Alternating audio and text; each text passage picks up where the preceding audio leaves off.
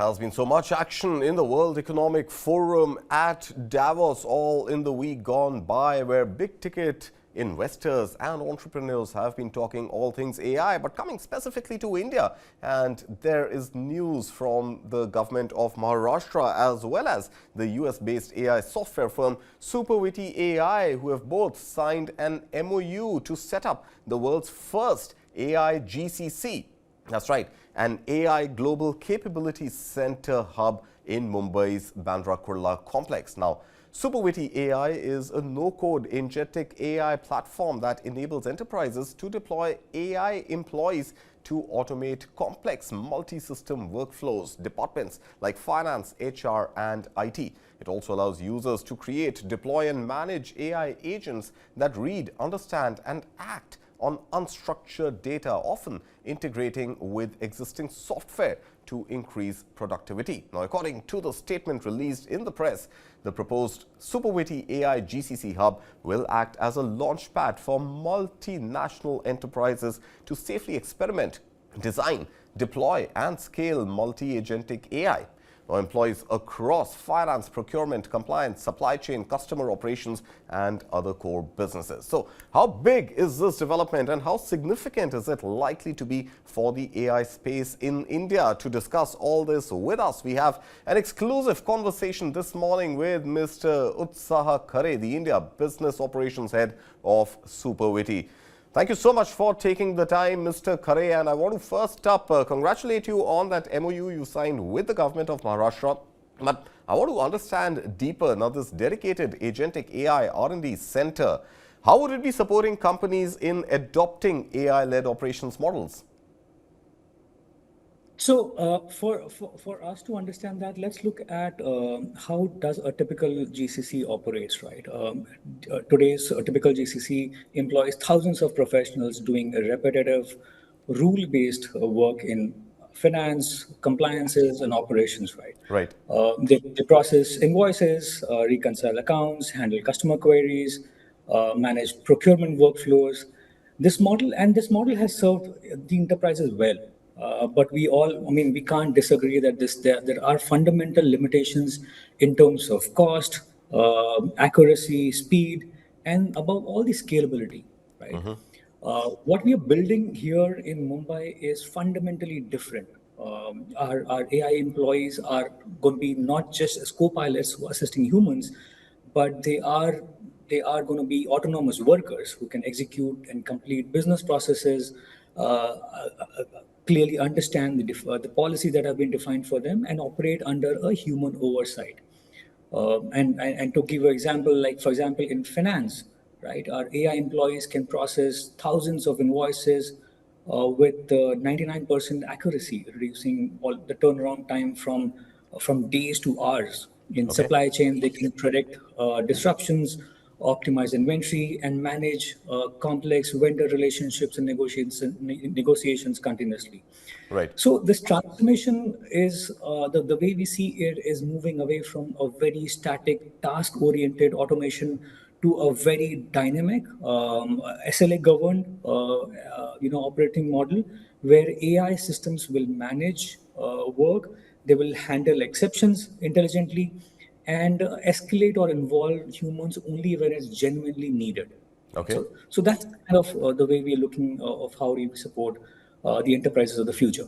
Right. So help us understand and break down the numbers. We are picking up that as many as 25,000 AI engineers will be trained and will be, over time getting their skills further honed in the space of AI. Now, you're mentioning that a lot of autonomous employees are going to be part of this. Now, how does that equation between humans and autonomous employees really work? Because one has these weird images of robots really coming and sitting on a computer and programming. But I understand Agentic AI is not that. It's actually just a software which is sitting on your machines and is doing the regular task, like you mentioned, conversations with vendors or processing of HR or finance documents. But this collaboration between humans and autonomous agents, how's that likely to pan out? Correct. And let me take a step back to answer this question, right? Sure. And you mentioned about 25,000 AI engineers that we are looking to enable and train them. And perhaps this is the most exciting dimension of this partnership. where we are saying that we are not just building AI systems or technology, right? The most exciting part is that we are building the workforce for the future. We are building a completely new set of professional workers who are called forward deployment engineers, right? These are the guys who understand technology and they understand the business really well. Through our FDE academy, the training that we are planning for all these 25,000 in the first batch, and then expanding it further, is will focus on few key areas. One is it will focus on a very on how we can train them to build the entire agent development life cycle. How can they contribute towards, or how can they understand about the entire multi-agentic system. Right. They can learn about prompt engineering. They understand how enterprises work and what kind of integrations do we need to do to work in an enterprise environment. Right. Secondly, and most importantly, is that how, and when you look at the entire and the entire AI landscape, right? AI governance and operations is becoming the center stage of the entire, the AI industry, and Right. that's where we want to train them on how can they go and monitor AI systems, how do they ensure compliances, how do they work under a human oversight, right?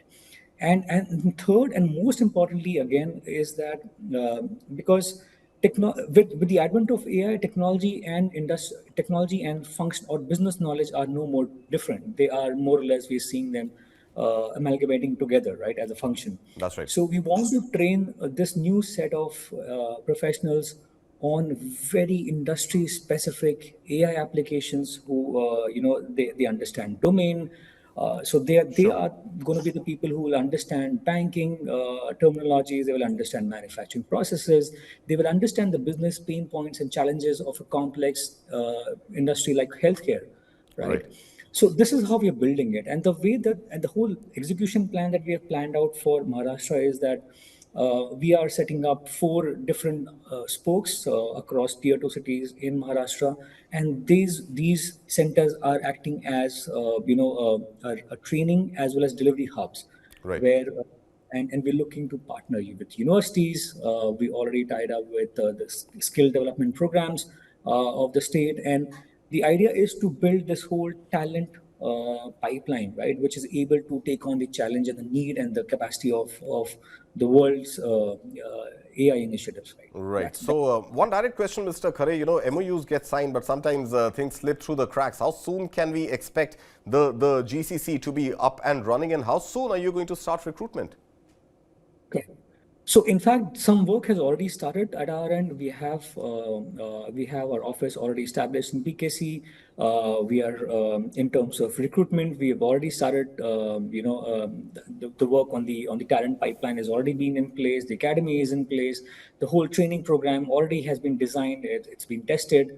So we've already started this work, and we should be able to start recruiting in the next 1 month or so. Oh, fantastic. So that's the big news really coming in, recruitment to begin in about a month or so. Before I let you go, one final question. While I understand that this automated sort of, deployment of AI along with AI engineers is going to understand industries and is going to understand service sector and services and processes within organizations. If one were to imagine the scenario, let's say, a few years from now, do you think product development, new product development and new go-to-market is also something that humans and AI can together work on? Because I was picking up that there are entrepreneurs, startup entrepreneurs who are actually looking at agentic AI co-founders. So can we expect not just services and processes as we know it now, but new product development happening on the back of AI? No, absolutely. And I think this is a watershed moment for India as well. I mean, India has made extraordinary commitments to its position in the AI leadership in the world. And we see this partnership with Government of Maharashtra and this initiative, right, as a support, as a Thank step you, window towards maker thing है, फिर supporting cancel कर दे. this nation's vision. All right, well, let's leave it at that. Mr. Khare, thank you so much. What a pleasure it's been speaking with you. And once again, congratulations for that MOU. And for all the engineers out there, a month's time is when potentially you could look at applying to the Supervity AI GCC right in the hub of Mumbai. Thank you so much, Mr. Khare. And with that, we will slip into a very short break. When we come back, Budget 2026 is just around the corner. What are the expectations of the AI sector from Budget 2026 and Finance Minister Nirmala Sitharaman? That on the other side of the break. You're watching the AI Report.